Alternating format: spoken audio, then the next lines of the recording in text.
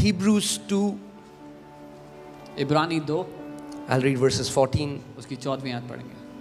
It says, inasmuch as then as the children have partaken of the flesh and blood, he himself likewise shared in the same, that through death he might destroy him who had the power of death, that is the devil, and release those who through fear of death were all their lifetime subject to bondage. और 14वीं आयत से इसको हम देखते हैं. इसलिए जबकि बच्चे मांस और लहू के भागी हैं, तो वह आप भी उनके समान उनका सहभागी हो गया, ताकि मृत्यु के द्वारा उसे, जिससे मृत्यु पर शक्ति मिली थी, अर्थात शैतान को निकम्मा कर दे, और जितने मृत्यु के भय के मारे जीवन भर दासत्व में फंसे थे उन्हें छुड़ा ले. परमेश्वर का वचन कह रहा है वो मांस और लहू का भागीदार हो गया. The Bible says he became a partaker of flesh and blood. वो आप ही भागीदार हो गया मांस और लहू का. He himself became a partaker of flesh and blood. क्यों? Why? कि ताकि मर सके. So that he could die. क्योंकि परमेश्वर मर नहीं सकता. Because God cannot die. और जो अज्ञान लोग हैं वो कहते हैं कि देखो वो क्रूस में से अपने आप को नहीं बचा सका. And the ignorant people say, see, he could not save himself from the cross. फिर से लगा उसको. उसमें लिखा है so that through death he might destroy him who had the power of death. और यहाँ लिखा है ताकि मृत्यु के द्वारा उसे, जिसे मृत्यु पर शक्ति मिली थी, अर्थात शैतान को निकम्मा कर दे. वो परमेश्वर देह धर कर आया, और जैसे हम लोग मांस और लहू के सहभागी हैं, वचन कहता है जैसे बच्चे, उसके बच्चे मांस और लहू के सहभागी, वो भी मांस और लहू का सहभागी हो गया कि मृत्यु के द्वारा उसको नाश कर दे जिसके ऊपर मृत्यु की सामर्थ्य थी. That God became flesh and blood, like his children he became flesh and blood, so that by partaking in flesh and blood he can destroy him who has the power of death, that is devil. शैतान के पास अब आपके जीवन के ऊपर मृत्यु की सामर्थ नहीं है. The devil no longer has the power of death against your life. वो डिसाइड करने वाला नहीं है अब कब आपको मारेगा.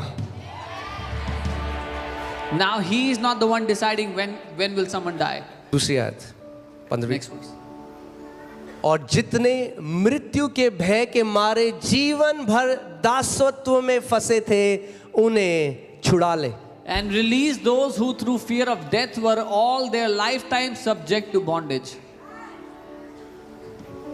Amen. Amen. वो मांस और लहू पहनकर आ गया. He put on flesh and blood. यही मिस्ट्री है, यही रहस्य है. This is the mystery, the secret. कि परमेश्वर मर नहीं सकता, इसीलिए मनुष्य बनकर आया कि मर सके. Because God cannot die, this is why he became a man so he could die. और मर इसलिए सके कि मरकर मृत्यु के सर को कुचल डाले.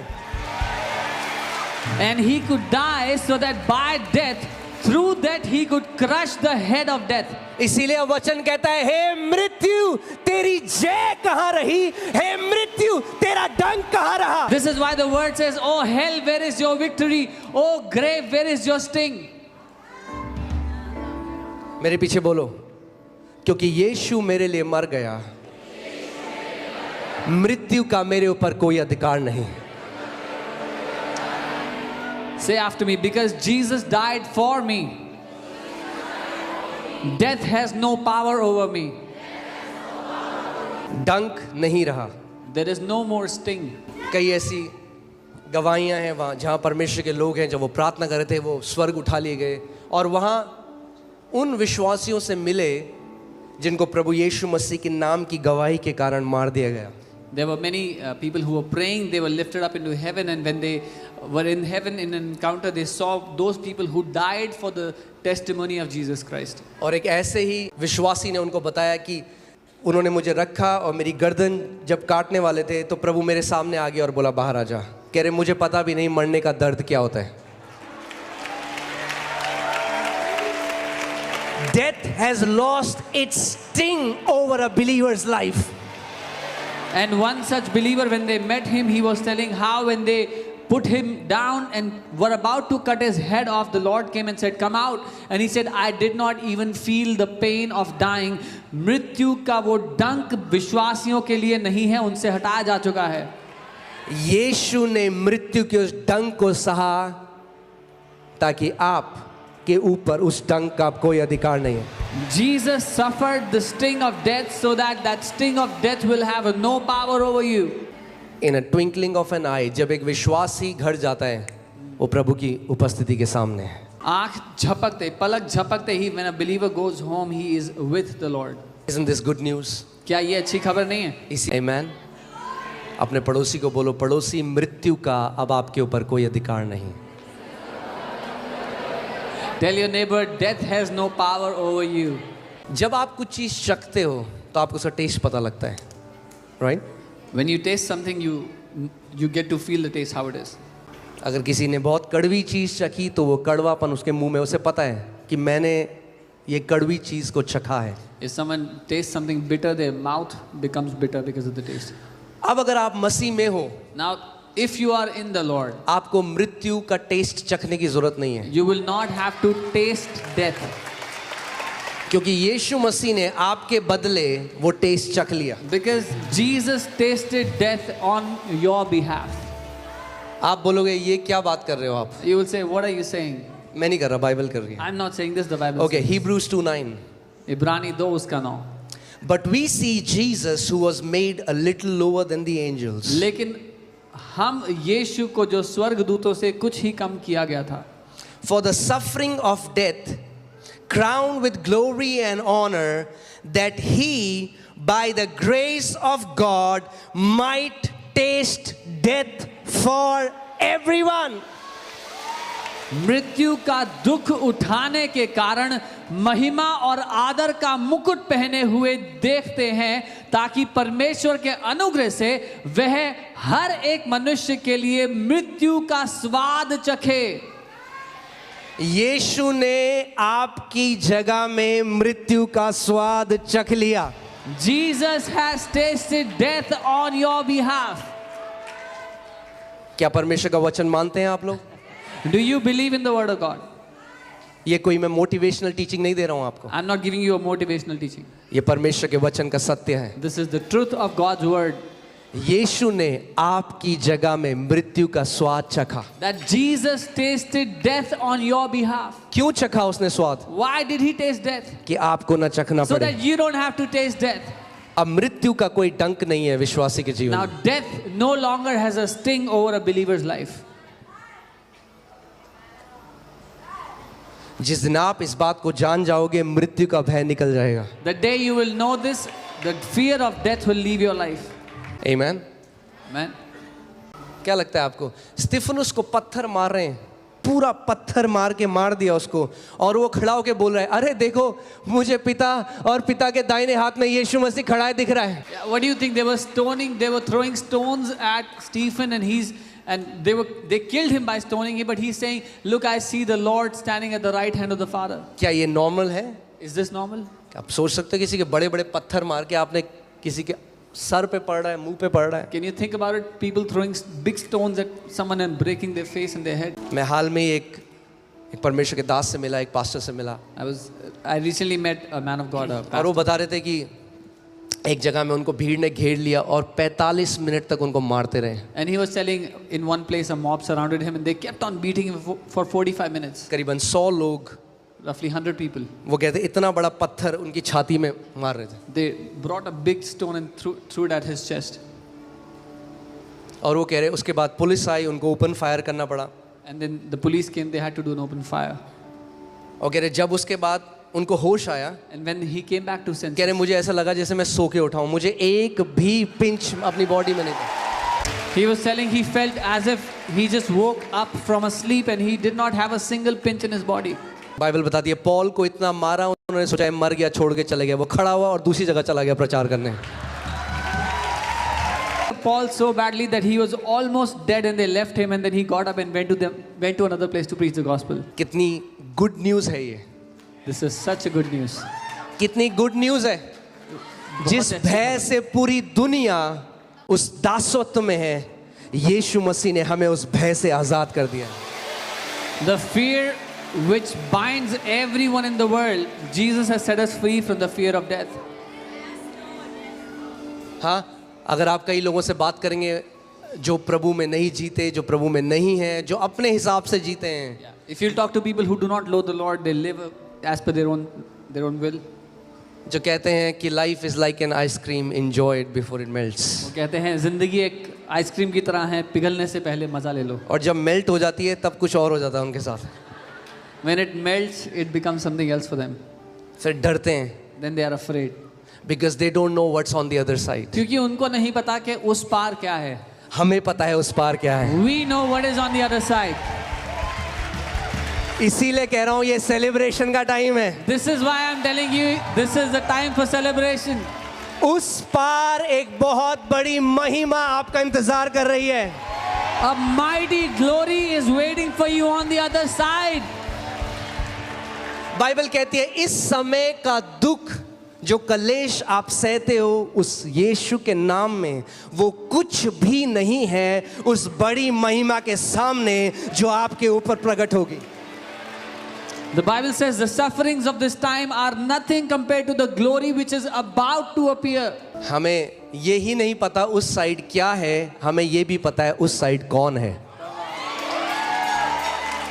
We don't just know what is on the other side, we also know who is on the other side.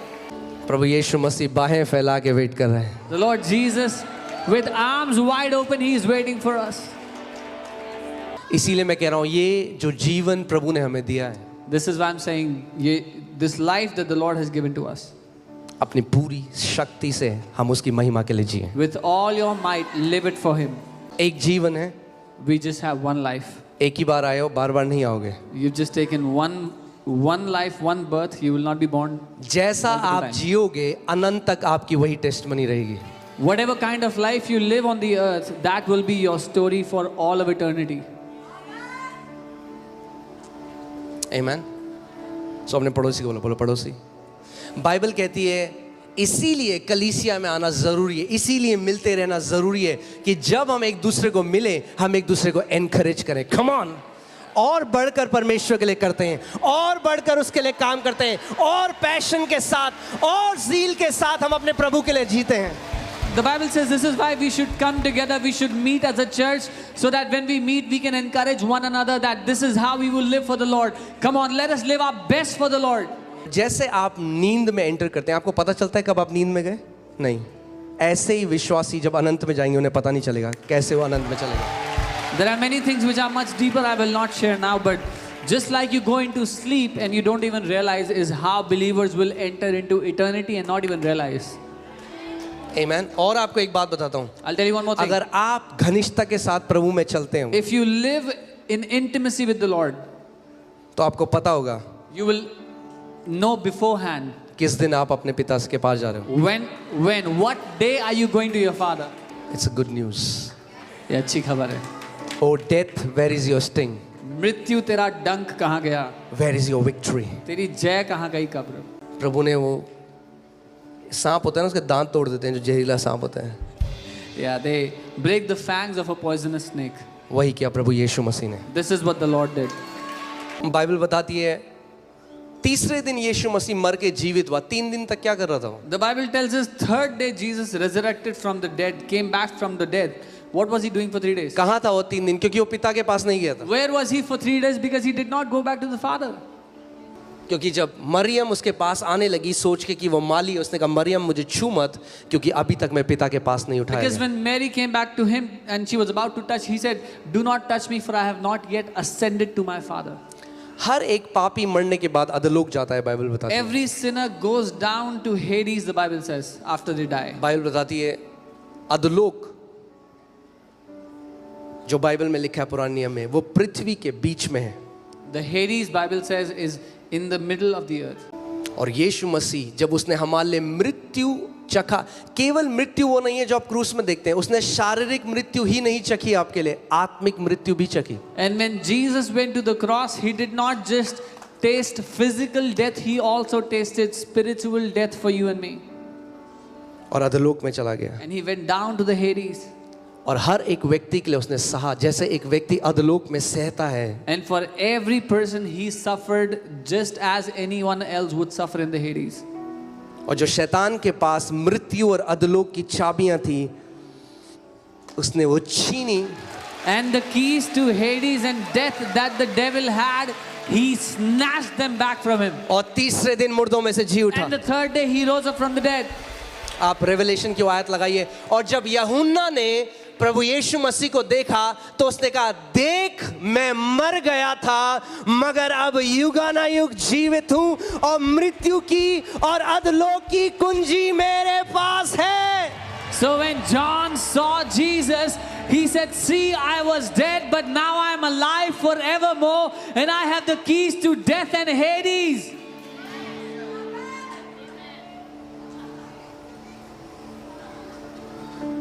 Amen.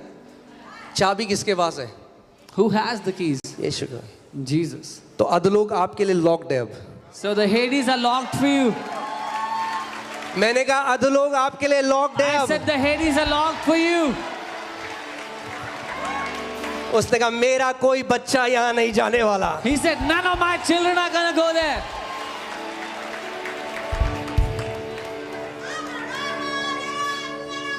Amen. कई बारी लोग बोलते हैं ना, गुस्से में किसी को बोलते गो टू हेल, तो आप बोलना नहीं जा सकते, लॉक्ड है हमारे लिए. Someone's angry and they say, भाड़ में जाओ. You tell them, I cannot go there. It's locked for me. Amen. यीशु ने कहा देखो मैं जाता हूं और तुम्हारे लिए एक जगह तैयार करता हूं कि ताकि जहां मैं रहता हूं तुम भी मेरे साथ रहो. Jesus said, see, I am going and I will prepare a place for you, so where I am, you will also be. Amen. या put that scripture. इसको पढ़ते हैं साथ में. तैयार हैं आप लोग? हिंदी में पढ़ेंगे एक साथ. Amen. 1 2 3. मैं मर गया था और अब देख मैं युगानुयुग जीविता हूं और मृत्यु और अधलोक की कुंजियां मेरे ही पास हैं. मेरे भी नहीं, मेरे ही.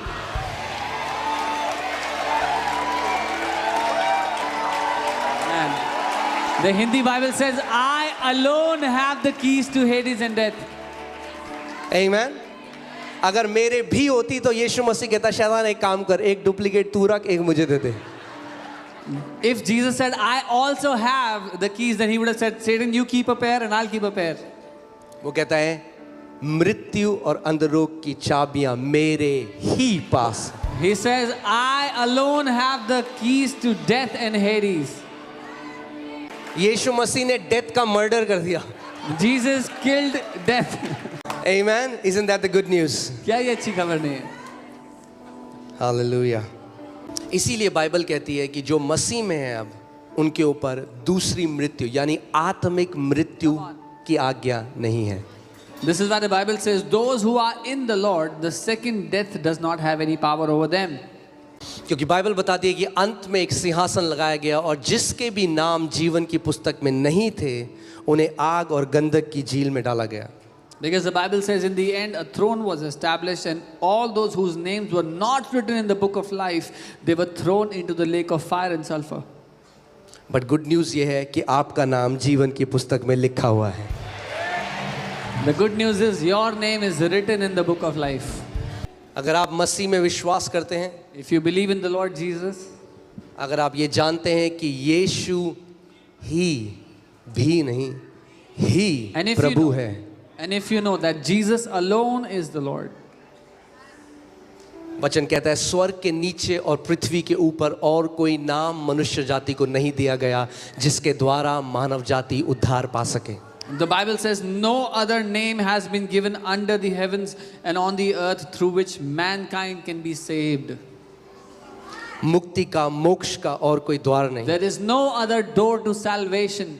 अगर आप आज यहाँ पहली बार आए हैं If you've come और here for the first time आप अभी भी ढूंढ रहे हैं उस मोक्ष को, तो आज यीशु के नाम को पुकार and के you're देखिए. still looking for that salvation, then call out to that name of Jesus. यीशु मसीह ईसाइयों का ईश्वर नहीं है. Jesus is not the God of Christians. He is the God of all flesh. वो सब देहों का, सारी मनुष्य जाति का परमेश्वर है। आप याद है आपको, इससे पहले हमने कौन सी आयत अभी क्या पढ़ी थी? He tasted death for Christians? No, he tasted death for all men.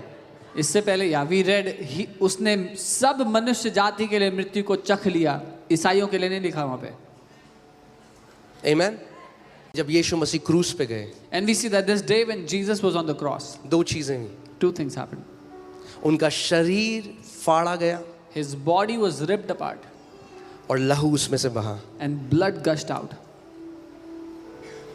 और ये अगर आप समझ जाएं ये mystery, And if you understand this secret, this mystery, आप ब्लेस्ड हैं। you are blessed. Come on. उसका शरीर फाड़ा गया, His body was torn apart. तोड़ी गई उसकी देह, His body was broken कि आपका शरीर न तोड़ा जाए। so that your body would not be broken. लहू उसके शरीर से बहा The blood gushed out of his body ताकि हमारे पाप केवल क्षमा ना हो मगर पूरी रीति से डिस्ट्रॉय कर दे हो। so that our sins would not just be forgiven, but that he would completely destroy everything that was written against us, every sin. देखिए Colossians 1:14 में एम्पलीफाइड बाइबल में पढ़ता हूँ, इसमें लिखा है in whom we have redemption because of his sacrifice resulting in the forgiveness of our sins and the cancellation of sins penalty. Amplified Bible में ऐसा लिखा है कि जिसमें हमें छुटकारा मिला है उसके बलिदान की वजह से, जिसकी वजह से हमारे पापों की क्षमा तो हुई ही और साथ ही में पापों की जो सजा थी वो हमारे ऊपर से हटा दी गई है। उसके लहू ने केवल माफी नहीं दी आपको, His blood didn't just forgive you. उसके बाइबल रेमिशन वर्ड को यूज करती है। माफी केवल माफी नहीं, माफी तो पुराने नियम में भी थी। माफी एक तरह से ऐसा है कि ढांप दिए जाते थे पाप। नए नियम में उसके लहू ने केवल पापों को ढांपा नहीं मगर पापों को पूरी रीति से नाश कर दिया। बाइबल छुटकारा शब्द इस्तेमाल करती है यहाँ पर। In the Old Testament sins were covered, in the New Testament sins are not covered, they are completely destroyed. Amen. एक बारी यसाया आइज़ाया 53:5 53:5 हम पढ़ेंगे। ये I cannot even tell you how powerful that scripture is. मैं आपको बता भी नहीं सकता वो कितना शक्तिशाली वचन है। आप इसको मेडिटेट करो। कोई ऐसी बीमारी नहीं है जो अगर हम इसको सुबह शाम इसको मनन करें, इसको बोलें, it will destroy the power of every sickness. There is no sickness if we will meditate on this verse, that this verse would not destroy it from our lives. यहाँ लिखा है परंतु वह हमारे ही अपराधों के कारण घायल किया गया। And it says because he was wounded for our transgressions, वह हमारे अधर्म के कामों के हेतु कुचला गया। he was bruised for our iniquities, हमारी ही शांति के लिए उस पर ताड़ना पड़ी the chastisement for our peace was upon him, कि उसके कोड़े खाने से हम चंगे हो जाएं। and by his stripes we are healed. और जो शब्द यहाँ पे कोड़े है, अगर आप हिब्रू में देखेंगे तो वो वुंड्स भी कहता है, यानी उसके घावों से। क्योंकि जब कोड़े पड़ते थे तो क्या होता था, उस जगह में घाव हो जाता था, उसका मांस फाड़ दिया जाता था और लहू बहता था। उसके घाव से हम लोग चंगे हुए हैं। And the word stripes here is the word wounds. When they would lash his body, the body would get wounded. By his wounds we have been healed. उसे चिंता है कि आप बीमार हैं, He cares about you that you are sick. इसीलिए उसने घाव लिए अपने शरीर में। This is why he took the wounds in his body. अगर केवल पापों की क्षमा होती If he just wanted to forgive sins, तो केवल लहू बहाता और इतना मार नहीं खाता, he would have just shed his blood and there was no need to get और beaten up. एक बूंद यीशु मसीह की लहू की एक बूंद में इतनी सामर्थ थी कि मानव जाति के सारे पाप क्षमा कर सकता है। फिर भी उसने हर एक कतरा लहू का आपकी और मेरे लिए बहाया। And one drop of his blood had the power to forgive the sins of entire mankind. Still he shed the last drop of his blood for us.